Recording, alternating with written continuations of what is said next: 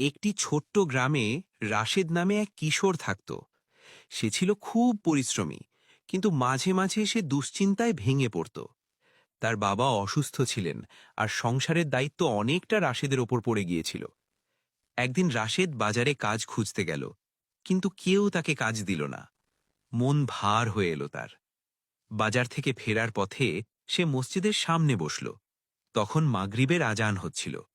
আজানের শব্দ শুনে রাশেদের মনে পড়ল, আল্লাহ বলেছেন, নিশ্চয়ই কষ্টের সাথে স্বস্তি রয়েছে। সূরা আল ইনশিরাহ। সে মসজিদে ঢুকে 2 রাকাত নামাজ পড়ল এবং আল্লাহর কাছে ধৈর্য ও সাহায্য চাইল। পরের দিন সকালে গ্রামের এক ব্যবসায়ী তার বাড়িতে এসে জানাল, তাকে দোকানে কাজ করার জন্য একজন দরকার। রাশেদ খুব খুশি হল এবং মন থেকে আল্লাহর শুকরিয়া আদায় করল। এই ঘটনার মাধ্যমে রাশেদ বুঝতে পারল, মানুষ যখন চেষ্টা করে এবং আল্লাহর ওপর ভরসা রাখে, তখন আল্লাহ অবশ্যই উত্তম পথ খুলে দেন।